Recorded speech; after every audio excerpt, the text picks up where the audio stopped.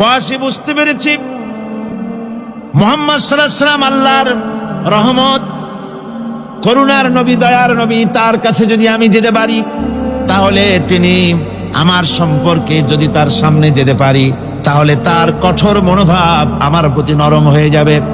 এই মনে করে সাহাবায়ে কেরামদের চোখ এড়ায়া তিনি হুজুরের সামনে গিয়ে হাজির হয়ে গেলেন। হুজুর তাকে দেখিয়ে বললেন, তোমার নাম না ওয়াসি? তিনি বললেন, হ্যাঁ আমার নাম ওয়াসি। হুজুর বললেন, তুমি আমার চাচাকে শহীদ করেছো? ওয়াসি বললেন, জাহালাতের কারণে তা করেছি। হুজুর বললেন, কেমনে শহীদ করেছো আমার চাচাকে, আমার একটু শোনাও। ওয়াসি বলতে লাগলেন, আমি বল্লম দিয়ে হযরতে হামজার শরীরকে এফোড় ওপড় করে দিয়েছি, তারপরে তার বুককে খঞ্জর দিয়ে ফেরে বুকের ভিতর থেকে কলিজাটা বের করে নিয়ে আমি হাতে দিয়ে দিয়েছি হেন্দাই কলেজা চিবিয়ে চিবিয়ে খেস। রাসূল পাক সাল্লাল্লাহু আলাইহি ওয়াসাল্লাম হাদিস শরীফে এসেছে, ওয়াসির বর্ণনা যখন তিনি শুনতেছিলেন রাসূলের চোখ থেকে তখন পানি পড়ে দাড়ি মোবারক ভিজে ভিজে পড়তেছিল। ঘটনা শোনার পর রাসূলুল্লাহ বললেন, ওয়াসি তুমি কি চাও? ওয়াসি বললেন, আমি ইসলাম কবুল করতে চাই। হুজুর তাকে মুসলমান বানালেন। বললেন, তুমি মুসলমান হলে কিন্তু সব সময় তুমি আমার সামনে আসবে না, তার কারণ তোমাকে দেখলে পরে আমার মনের ভিতরে আমার চাচার কথা মনে উঠে যাবে। আমি আমার আব্বাকে পাই নাই, আব্বার স্নেহ যত্ন আমার কিসমতে তেমন হয় নাই। আমার চাচা হামজা আমাকে পিতার মতো করে আমাকে স্নেহ করেছে, তোমাকে দেখলে পরে তার কথা মনে পড়বে, সুতরাং তুমি সবসময় আমার সামনে আসবে না। ওয়াসি সেদিন শপথ নিয়েছিলেন, রব্বুল আলামিন আমি জাহালাতের কারণে যেই বল্লম দিয়ে একজন শ্রেষ্ঠ সন্তানকে আমি শহীদ করে ফেলেছিলাম, আমি বুঝতে পারি নাই, ওই বল্লমটা আমি হেফাজতে রেখে দিয়েছি। তুমি আমার এই দোয়া মঞ্জুর করো, আমি যেন এই বল্লম দিয়ে এই পৃথিবীর নিকৃষ্ট ইসলামের কোন দুশমনকে যেন আমি শেষ করে দিতে পারি। আল্লাহ পাক দোয়া তার মঞ্জুর করে নিলেন। মুসাইলামা কাযযাবের বিরুদ্ধে হযরত আবু বকর সিদ্দিক রাদিয়াল্লাহু তাআলা আনহু যে বাহিনী পাঠালেন, হযরত ওয়াসি সেই বাহিনীর মধ্যে ছিলেন। আর তিনি সেই বল্লমটা দিয়া, যে বল্লম দিয়ে তিনি হযরত হামজাকে শহীদ করেছিলেন, সেই বল্লমটা দিয়েই ইসলামের নিকৃষ্ট শত্রু মুসাইলামা কাযযাবকে দুনিয়া থেকে তিনি বিদায় করে দিলেন। রাসূলের যুগে একজন নবুয়তের দাবি করলো, তার নাম হচ্ছে মুসাইলামা কাযযাব। সে দাবি করলো, সে মনে করলো যে নবুয়ত হচ্ছে একটা ব্যবসা। মুহাম্মদ সাল্লাল্লাহু আলাইহি ওয়াসাল্লামের কিছু ছিল না, নবুয়তের দাবি করলো, গনিমতের মাল আসলো, টাকা পয়সা আসলো, তারপর রাজত্ব হয়ে গেল, এগুলো তো কম কথা না। তা আমিও যদি নবুয়তের দাবি করি তাহলে এরকমের একটা ব্যবসা আমিও করতে পারবো। এই চিন্তা ভাবনা করে নবুয়তের দাবি করে বসলো। নবুয়তের দাবি করে সে প্রচার করে বেড়াতে লাগলো, আমি নবী। তারপর তার উম্মতেরা বলল যে, আচ্ছা আপনি তো নবী বুঝলাম, তা মুহাম্মদ সাল্লাল্লাহু আলাইহি ওয়াসাল্লামের উপরে ওহী নাজিল হয়, আপনি তো কোনো নতুন ওহী আমাদের দিতে পারলেন না, কোন সূরাও এ পর্যন্ত আসলো না। মুসাইলামা কাযযাব বলল, দেখো কেবল না নবী হলাম, একটু সময় দাও ওহী আসা। কিছুদিন পর বলল যে সূরা একটা এসে গেছে। বলে কি? সে সূরা কাউসারের একটা প্যারোডি তৈরি করলো। বলল, আমার উপরে একটা নতুন সূরা আসছে, সূরাটি হচ্ছে ইন্না আতাইনাকাল আকাক ফাসাল্লি লিরাব্বিকা ওয়াযাক ইন্না শানিয়াকা হুয়াল আবলাক। এর অর্থ হচ্ছে, আমি তোমাকে আকাক পক্ষী দান করেছি। আর আকাক পক্ষী বলা হয় হুতুম পেঁচাকে। ও যে কায়দার নবী, পাখিটাও পাইছে সেই কায়দারই। তারপরে ফাসাল্লি লিরাব্বিকা ওয়াযাক, সুতরাং তোমার প্রভুর উদ্দেশ্যে নামাজ পড়ো আর জোরে সোরে চিৎকার করো। মনে রেখো, তোমার দুশমন হবে শ্বেত এবং কৃষ্ণ বর্ণে। এর না আছে কোনো গোড়া, না আছে এর মাথা, না আছে এর কোনো অর্থ, না আছে কিছু। এই জাতীয় সূরা দেখিয়া উম্মতেরা বলল, কি যে আশ্চর্য কথা, মুহাম্মদ সাল্লাল্লাহু আলাইহি ওয়াসাল্লামের উপরে যে সূরা নাজিল হয়েছে তা পড়তে কত সুন্দর, কত ভাব গম্ভীর, আর এ কি একটা সূরা নাজিল হলো। তারা নিজেরা বলা কওয়া করলো।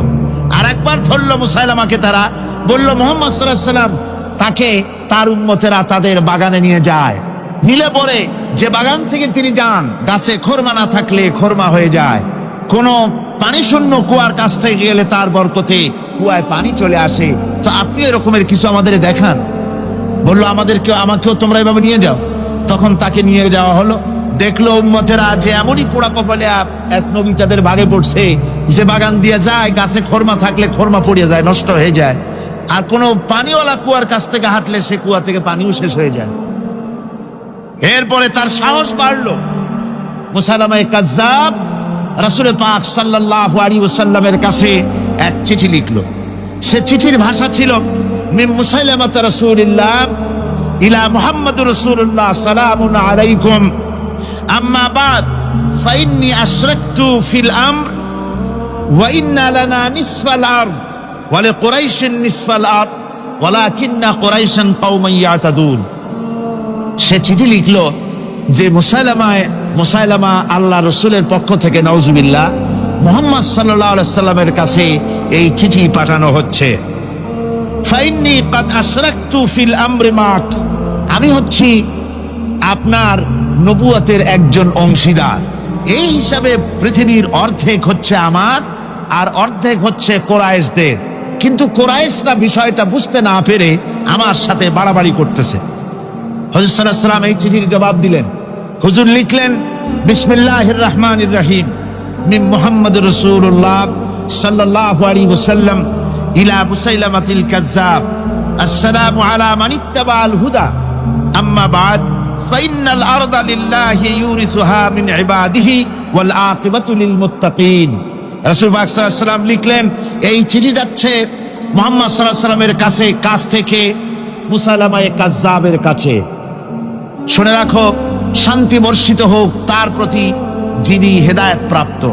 এই পৃথিবীর উত্তরাধিকারী হচ্ছে কেবলমাত্র আল্লাহ পাকের সেই সব বান্দারা যারা নাকি আল্লাহর গোলাম, আল্লাহর একান্ত আল্লাহর আইন এবং কানুনকে মেনে যারা চলে। আর পরকাল হচ্ছে সেই সমস্ত লোকেদের জন্যই। মুসাইলামা কাজ্জাবের মুয়াজ্জিন যারা, তারাও জানতো, তারাও জানতো যে লোকটা মিথ্যেবাদী। তো কিছু মাল পানি পাওয়া যায়, টাকা পয়সা পাওয়া যায়, সাথে থাকলে কিছু খাওয়াটাও যায়, এই জন্য তার সাথে থাকতো।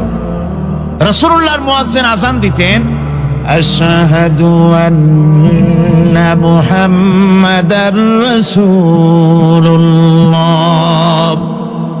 আমি সাক্ষ্য দিচ্ছি মুহাম্মদ সাল্লাল্লাহু আলাইহি ওয়াসাল্লাম আল্লাহর রাসূল।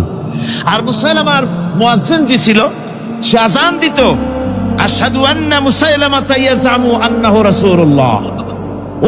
ও বলতো, আযান দিত এই কথা বলে যে আমি সাক্ষ্য দিচ্ছি মুসাইলামা মনে করে যে সে আল্লাহর রাসূল।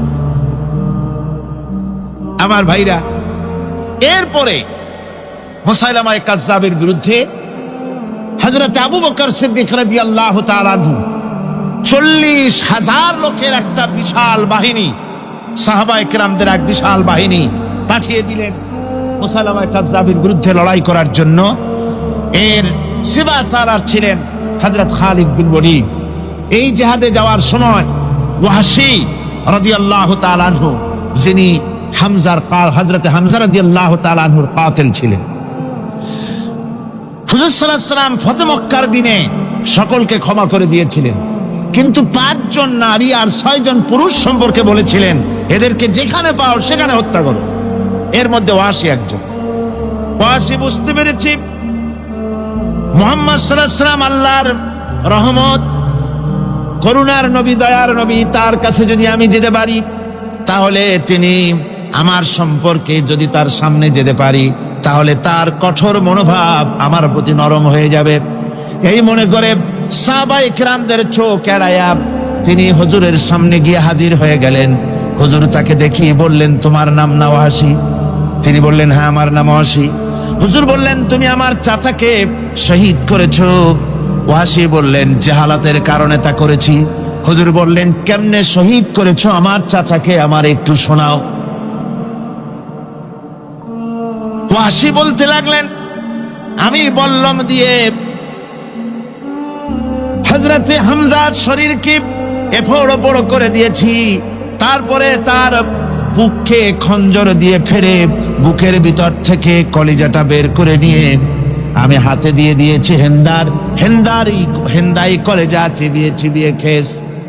রাসূল পাক সাল্লাল্লাহু আলাইহি ওয়াসাল্লাম হাদিস শরীফে এসেছে, ওয়াসির বর্ণনা যখন তিনি শুনতেছিলেন, রাসূলের চোখ থেকে তখন পানি পড়ে দাড়ি মোবারক ভিজে ভিজে পড়তেছিল। ঘটনা শোনার পর রাসূলুল্লাহ বললেন, ওয়াসি তুমি কি চাও? ওয়াসি বললেন, আমি ইসলাম কবুল করতে চাই।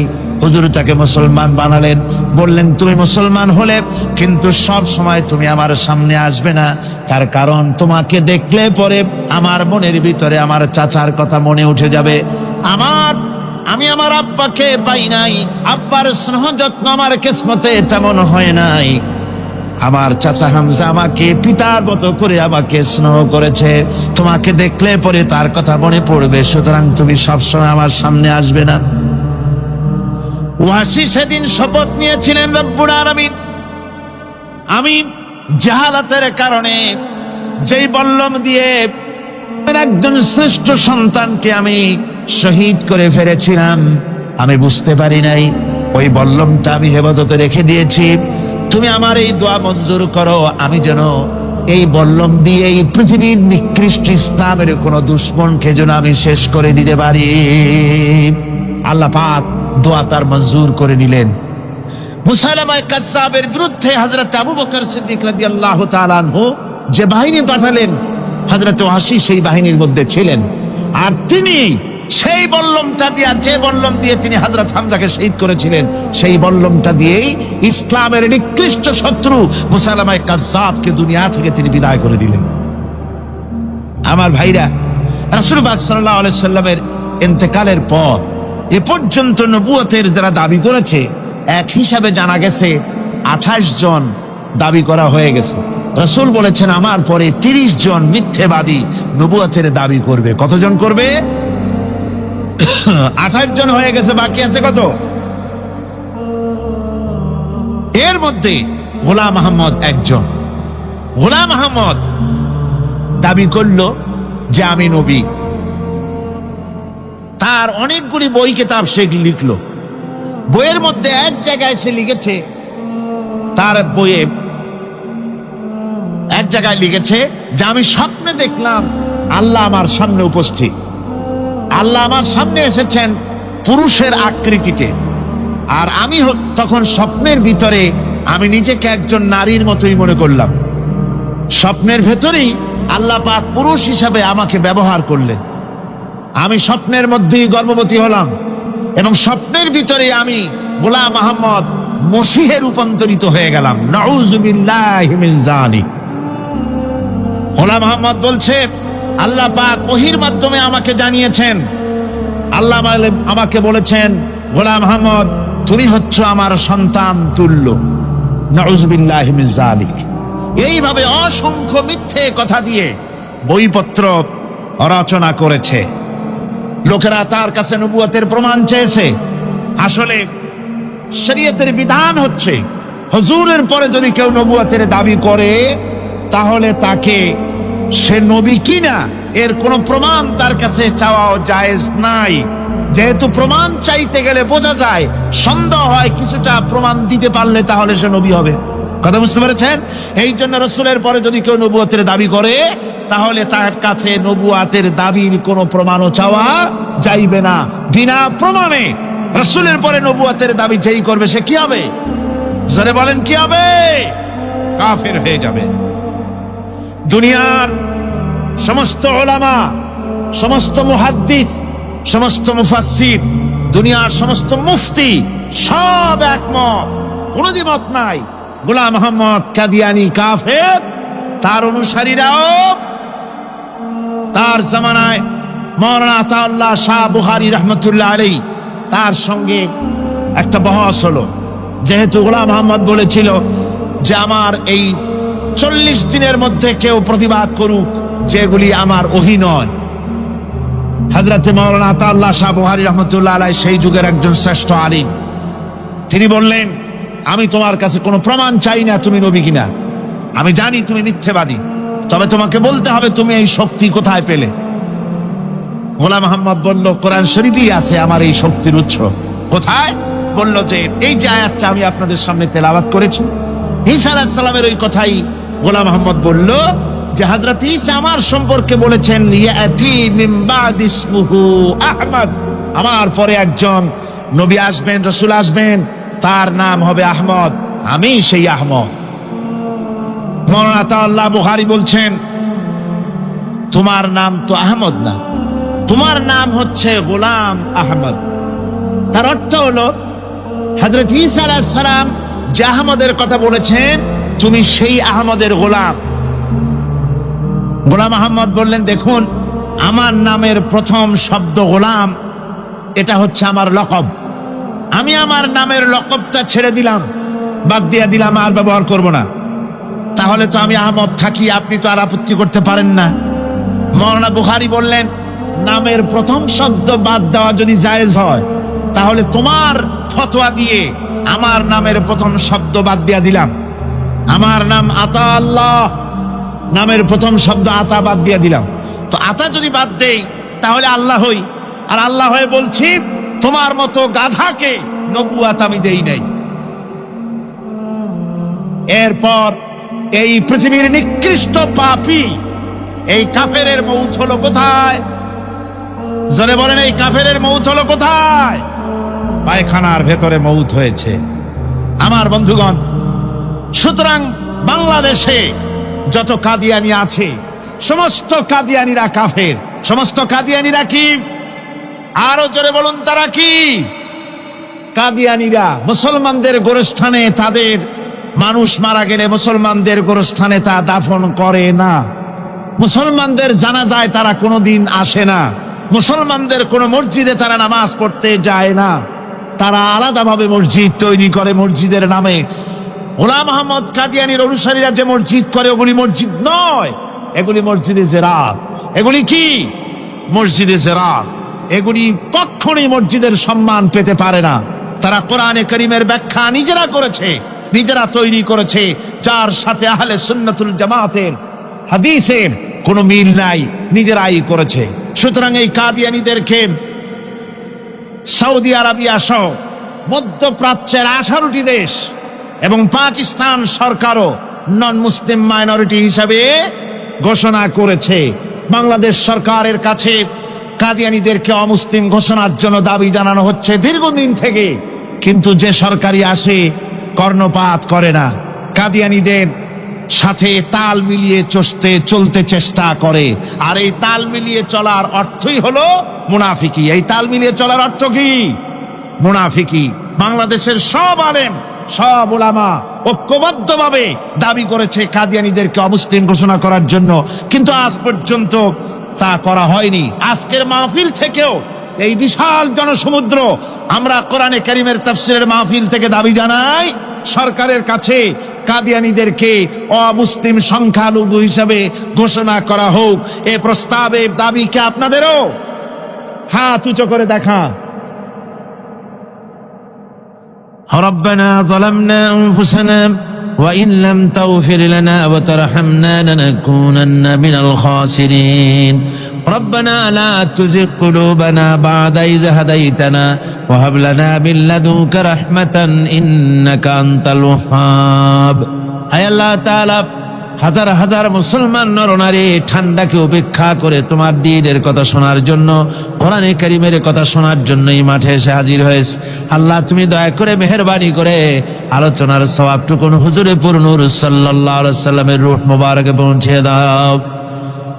রব্বুল আলামিন, আমাদের মধ্য থেকে তাদের মা বাপ দুনিয়া থেকে জনমের মতো বিদায় হয়ে গেছে। আল্লাহ, কবরে যদি আযাব থাকে দয়া করে আযাব মাফ করে দাও। আল্লাহ, আমাদের মা বাপের উপরে তোমার রহমত নাজিল করো। রব্বিরহামহুমা কামা রব্বায়ানি সগীরা। রব্বিরহামহুমা কামা রব্বায়ানি সগীরা। হে আল্লাহ রব্বুল আলামিন, এই মাহফিলে যত লোক আছি আমরা, কার কোন ব্যাধি আছে, রোগ আছে, আমরা তুমি ভালো করে জানো। আমাদের প্রত্যেকের ব্যাধিকে তুমি শিফায়ে আজলা দান করে দাও। আল্লাহুম্মা হাব্বিব ইলাইনাল ঈমান وزينه في قلوبنا وكره إلينا الكفر والفسوق والعصيان واجعلنا من الراشدين ربنا تقبل منا إنك أنت السميع العليم وتب علينا إنك أنت التواب الرحيم سبحان ربك رب العزة عما يصفون وسلام على المرسلين الحمد لله رب العالمين واجعل آخر كلمتنا عند الموت لا إله إلا الله محمد رسول الله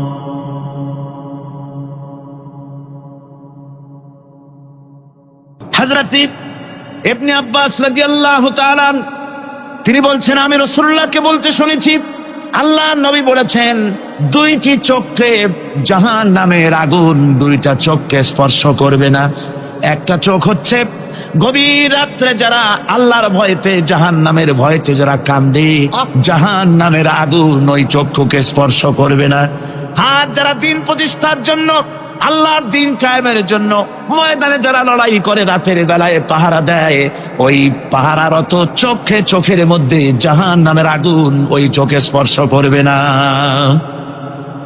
আমার ভাইরা হযরত উসমান রাদিয়াল্লাহু তাআলা আনহু বলছেন মান রাবাতা লাইলাতান ফি সাবিলিল্লাহ কানাত কাআলফি লাইলাতিন সিয়ামুহা ওয়া কিয়ামুহা হাজার রাত ধরে রোজা রাখলে হাজার রাত ধরে ইবাদত করলে আর হাজার দিন ধরে রোজা রাখলে যে সওয়াব হবে একটা ঘন্টা একটা রাত যদি কেউ পাহারা দেয় আল্লাহর দ্বীনকে প্রতিষ্ঠার জন্য আল্লাহর দ্বীনের কোন ইসলামী রাষ্ট্রের প্রহরায় যদি কেউ যদি থাকে একটা রাতে পাহারা দিয়ে যে সওয়াব হবে হাজার হাজার বছর ধরে নামাজ রোজা করে ওই সওয়াব পাওয়া যাবে না সুবহানাল্লাহ অর্থাৎ হাজার বছর ধরে নামাজ রোজা করার মতোই সওয়াব পাহারা দেওয়া আল্লাহর দ্বীনের ইসলামের রাষ্ট্রকে বন্ধুগণ রাসূল পাক সাল্লাল্লাহু আলাইহি ওয়াসাল্লাম তিনি বলেছেন কিয়ামতের দিন জাহান্নামের আগুন আর জিহাদের ময়দানের ধুলি এই দুটি একসঙ্গে কোনো মানুষের পেটের মধ্যে প্রবেশ করবে না রাসূল পাক সাল্লাল্লাহু আলাইহি ওয়াসাল্লামের একটি হাদিস যা মিশকাত শরীফের মধ্যে বর্ণিত আছে মিশকাত শরীফের সম্ভবত 336 পৃষ্ঠায় এই হাদিসটি বর্ণনা করা হয়েছে যে হযরত ইবনে আইস রাদিয়াল্লাহু তাআলা আনহু হচ্ছেন এই হাদিসের রাবী তিনি বলছেন একবার হুজুর সাল্লাল্লাহু আলাইহি ওয়াসাল্লাম এক ব্যক্তির জানাজায় গিয়ে উপস্থিত হলেন হযরত ওমর রাদিয়াল্লাহু তাআলা আনহু তখন হুজুরকে বললেন হে রাসূল আপনি এই লোকটার জানাজা পড়বেন এই লোক তো ইসলামের এই ক্ষতি করেছে সেই ক্ষতি করেছে অমুক করেছে এই লোকটার আপনি জানাজা পড়বেন হুজুর তখন উপস্থিত লোকদের জিজ্ঞেস করলেন হাজিরিন তোমরা কি কেউ এই লোকটাকে কোন ইসলামের ভালো কাজ করতে দেখেছো একজন লোক দাঁড়িয়ে গেলেন তিনি বললেন হে আল্লাহর নবী আমি সাক্ষী আমি দেখেছি একটা মুজাহিদ বাহিনী জিহাদ করে ফিরতে ছিল তো এক জায়গায় তারা ডেরা গাড়লো শিবির স্থাপন করলো রাত কাটাবে বলল আমি দেখেছি এই লোকটি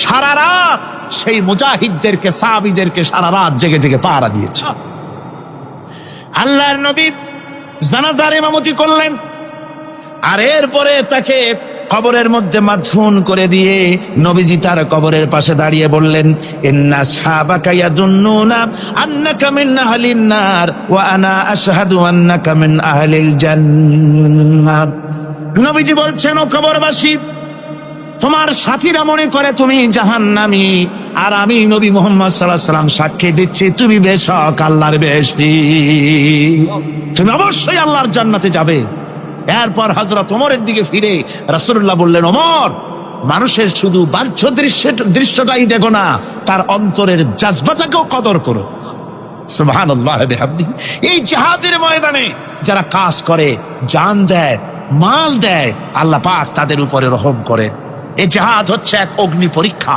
এই জিহাদটা কি অগ্নি পরীক্ষা এমনি এমনি বেহেশতে যাওয়া যাবে না ভাই আল্লাহ রাব্বুল আলামিন কোরআনে কারীমের মধ্যে বলেছেন আহাসিবান নাসু আইয়ুতরাকু আইয়াকুলু আমান্না ওয়া হুম লা ইফতানুন লোকেরা কি ভেবেছে নাকি যে ঈমান এনেছি এই কথাটা বললেই আমি বেহেশত দিয়ে দিব মুমিন বলে সার্টিফাই করব না যখনই তারা বলবে আমি মুমিন, আমি তখন তাকে অবশ্যই পরীক্ষা করব, এই পরীক্ষায় তাকে পাশ করতে হবে।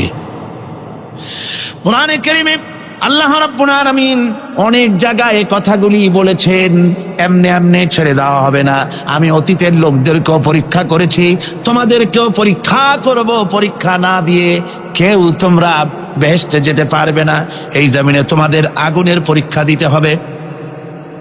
পয়গম্বরেরা কষ্ট করেছেন, সাহাবায়ে কিরাম কষ্ট করেছেন। আল্লাহ রাব্বুল আলামিন তিনি বলছেন, আম হাসিবতুম আন তাদখুলুল জান্নাতা ওয়া লাম্মা ইয়াতিকুম মাসালুল লাযীনা খালাউ মিন ক্বাবলিকুম মাসাতহুমুল বাসাউ ওয়াদ-দাররাউ ওয়া যুলজিলু হাত্তা ইয়াকুলার রাসূলু ওয়াল্লাযীনা মা'হু মাতা নাসরুল্লাহ আলা ইন্না নাসরাল্লাহি করিব। আল্লাহ রাব্বুল আলামিন বলেন, তোমরা কি মনে করেছো যে তোমরা বেহেশতে প্রবেশ করবে, অথচ তোমাদের পূর্বে যারা এই পৃথিবীতে এসেছিল তাদেরকে আমি যেমন পরীক্ষা করেছি ওরকম পরীক্ষা এখনো তোমাদের উপরে আসে নাই, ওরকম বিপদও আসে নাই, মুসিবতও আসে নাই। এমন বিপদ এসেছিল নবীদের উপরে, সাহাবায়ে কিরামদের উপরে, যে বিপদে মানুষ জর্জরিত হয়ে গিয়ে নবী এবং তার সাথী সঙ্গীরা এ কথা তারা মুখ থেকে বেরিয়ে গেছে, মাতা নাসরুল্লাহ, আয় আল্লাহ তোমার মদত কখন আসবে, তোমার মদত কখন আসবে। মার খেতে খেতে তো শেষ হয়ে গেলাম। এইভাবে যখন মার আসে চতুর্দিক থেকে, আর মুমিনেরা ময়দানে পা জমায়ে টিকে থাকে দিন প্রতিষ্ঠার জন্য, আল্লাহ তখন খুশি হয়ে এক সময় ঘোষণা করে দিবেন, আলা ইন্না নাসরাল্লাহি করিব, আর দেরি নাই, আমার মদত, আমার সাহায্য তোমাদের জন্য অবধারিত। সুবহানাল্লাহ। আমার ভাইরা, বিষয়টা সহজ নয়। শুধু দুইটা সেজদা দিয়া, শুধু তাহাজ্জুদের কিছু নামাজ পড়িয়া আল্লাহর জান্নাতে যাওয়া এত সহজ নয়। রাস্তা খুব কঠিন, রাস্তা খুব। ये शहादत गाहे उल्फत में कदम रखना, ये शहादत गाहे उल्फत में कदम रखना, लोग समझते हैं आसान है मुसलमान होना। এটা হলো শাহাদাতের উত্তপ্ত ময়দানে পা রাখা। লোকেরা মনে করে ইসলাম গ্রহণ করা, মুসলমান হওয়া বুঝি বড় সহজ ব্যাপার। এত সহজ না। আমরা হানফি মাসলাকের লোক, ইমাম আবু হানিফার মাসলাক অনুযায়ী চলি। আমরা মনে করি বেহেশতে এমনি যাব, কিন্তু আমাদের ইমাম সাহেব কি করছেন ওই ইতিহাস আমাদের জানা নেই। হাজার মহব্বতে অস্থির। রজব মাস আসলে পরে বড় বড় ডেক্সি চড়ায়, সেই ডেক্সির উপরে লাল শালু বিছায়, তারপরে টাকা পয়সা রোজগার বহুত করে। আসলে তো খাজানা, আসলে হচ্ছে ইয়া খাজা কুস্তু আজা, পেট তো ভার যা। পেট ভরার জন্য পয়সা করে ইনকাম করা। হাজার লা ইলাহা ইল্লাল্লাহ এই চিশতিয়া তরিকার জিকির গ্রহণ করা হয়েছে, কিন্তু চিশতিয়া তরিকা যে আরেকটা আছে, তারাগার পর্বতে পৃথিবীরাজের সঙ্গে লড়াই করা, সেইটার কাছে নেই আমরা, সেটা নেই। ইমাম আবু হানিফা শুধু মস্তাই বলেন নাই, দিন প্রতিষ্ঠার জন্য রক্ত দিয়েছেন, ঠিক কিনা? 8টি বছর পর্যন্ত কারারুদ্ধ ছিলেন। তাকে জিজ্ঞেস করা হয়েছে, ইমাম সাহেব জেলের মধ্যে তো আছেন, কষ্ট হয়? ইমাম সাহেব বলেছেন, না কষ্ট হয় না, তবে মাঝে মাঝে একটু কষ্ট হয় মনে। 2-4 মাস পর পর আমার বুড়ি মাকে এনে হাজির করা হয় জেলখানার মধ্যে, আর আমার মায়ের সামনে আমাকে পেটানো হয়, যেন মা আমাকে বলে যে এদের সাথে একমত হয়ে যা, সেই জন্য পেটানো হয়। আমার মা আমার মায়ের দেখে, আর মায়ের চোখ থেকে পানি পড়তে থাকে, তখন আমার মনে বড় কষ্ট লাগে। তবে আলহামদুলিল্লাহ মা আমার এমন, আমার মার দেখেন আর হজম করেন, আর আমাকে বলেন খবরদার এক চুলো সিদ্ধান্ত থেকে নড়বা না।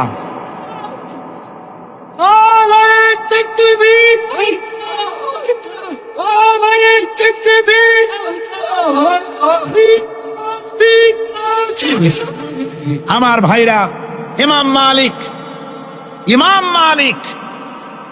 28 দিন পর্যন্ত তাকে বাতিলরা বেঁধে রেখেছে, হাত পিঠ মোড়া দিয়ে 28 দিন বাঁধা। এই হাত বাহু থেকে ডিসকানেক্ট হয়ে গিয়েছেন, এই বাহুর জোড়া থেকে ডিসকানেক্ট হয়ে গিয়েছিল হাত, 28 দিন পর্যন্ত বাঁধা ছিল। ইমাম আহমদ বিন হাম্বল, ইসলাম বিরোধীরা তাকে পিটাইছে, প্রত্যেকটা চাবুকের সাথে গায়ের গোশত উঠে এসেছে। এজন্য কবি বলতেছি, पैरवी बू हनीफा की सनद जिंदान है, हम्बली होता है पीठ पर दुर्रे खाने की बात। হানাফি হতে চাও, জেল জরিমানার জন্য প্রস্তুতি নাও। শুধু সবরি কলা খাইয়া বেহেশতে যাওয়া যাবে না, এত সহজ না। আঙ্গুর বেদানা, সবরি কলা আর দুধের স্বরের উপর ইসলাম আসে নাই, ইসলাম এসেছে তপ্ত ময়দানের উপরে। জান দিয়ে রক্ত দিয়ে ইসলাম প্রতিষ্ঠা হয়ে গোটা দুনিয়ার নির্যাতিত নিপীড়িত জনতার মুখে হাসি ফুটিয়েছে ইসলাম।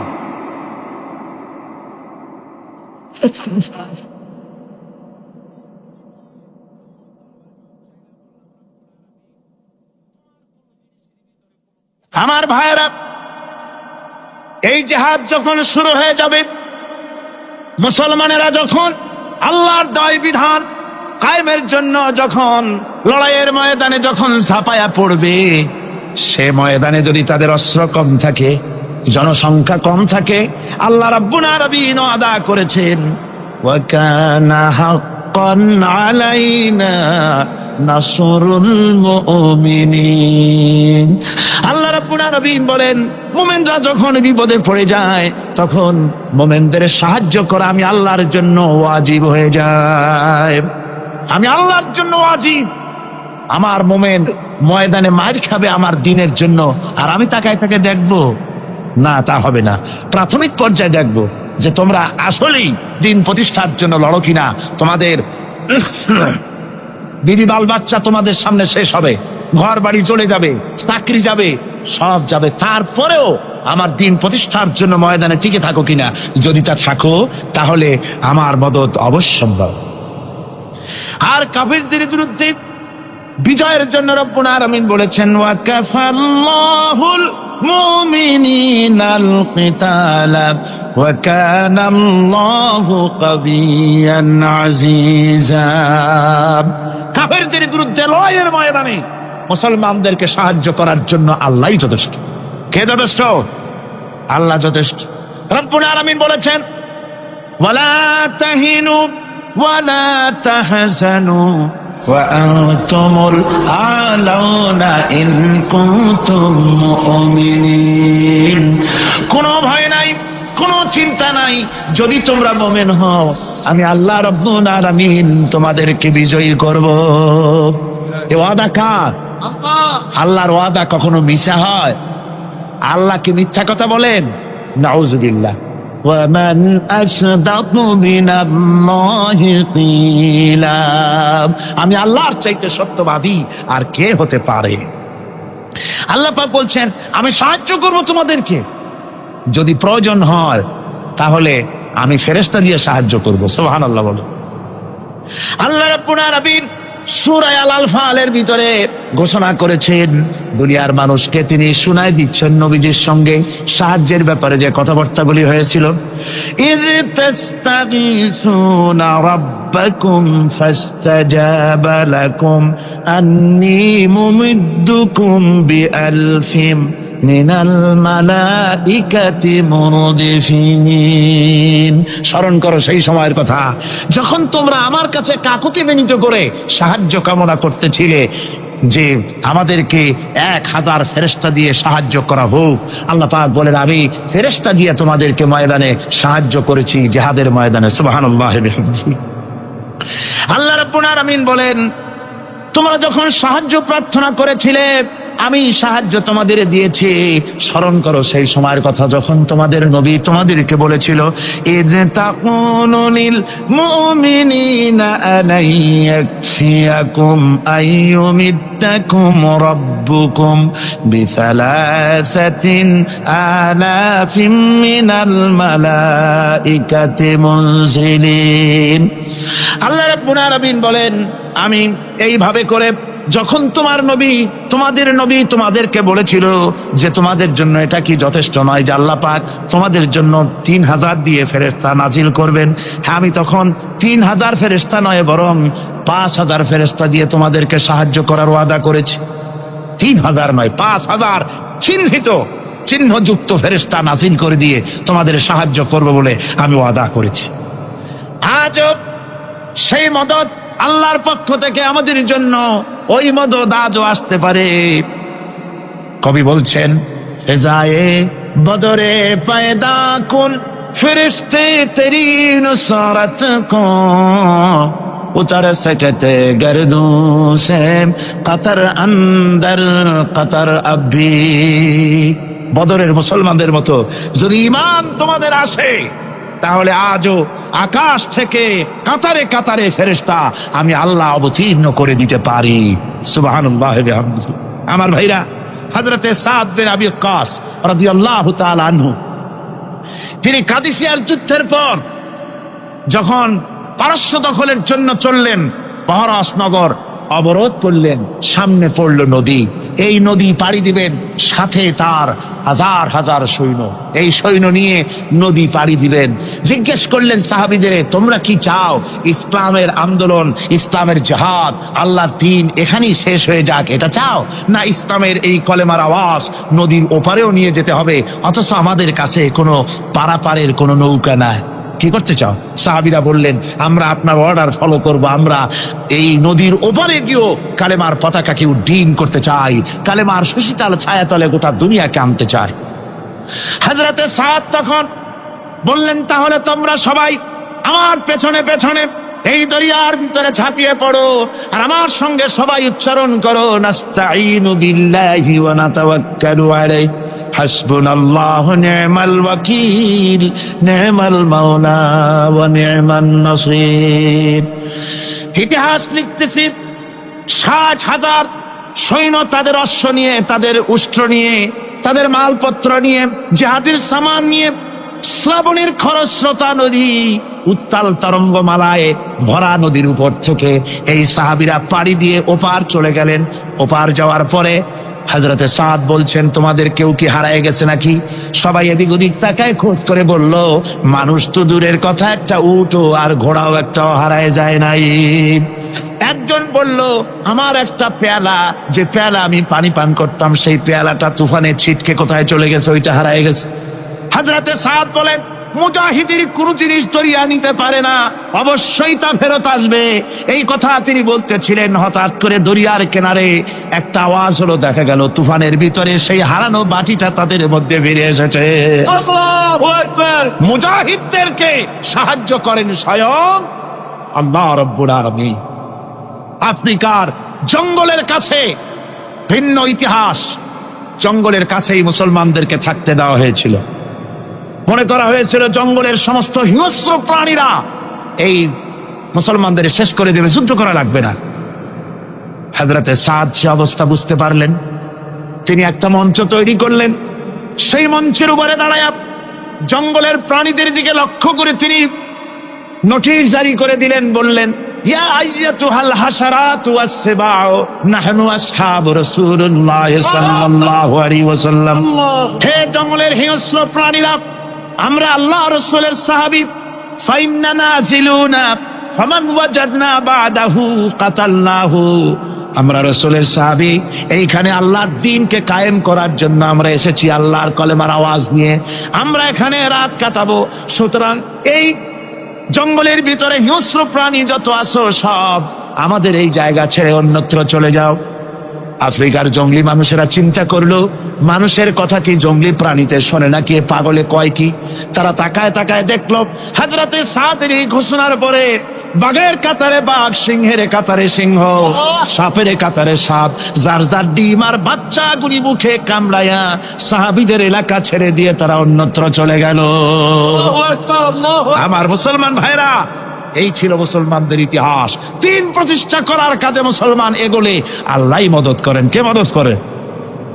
বিশ্বকবি, কবি সম্রাট আল্লামা ইকবাল রহমতুল্লাহ আলাইহি বলেছেন, দশত দশত হে দরিয়া ভি न छोड़े हमने, दश्त दश्त है दरिया भी न छोड़े हमने, बहर जुल्मत पे दौड़ा दिए घोड़े हमने। আমরা সেই মুসলমান, প্রান্তর তো প্রান্তর, আমরা দরিয়ার খরচ্ছতা উত্তাল তরঙ্গের উপর থেকে ঘোড়া দাবড়িয়ে আফ্রিকার ভূখণ্ডে কালেমার পতাকা আমরা উড্ডীন করেছি। আমরা সেই মুসলমান যে আমরা আল্লাহর দ্বীন প্রতিষ্ঠার জন্য এই জিহাদের কথা যে আল্লাহ বলছেন, এই জিহাদের জন্য আমরা জান মাল সব কিছুকে উৎসর্গ করতে চাই। আল্লাহ যেন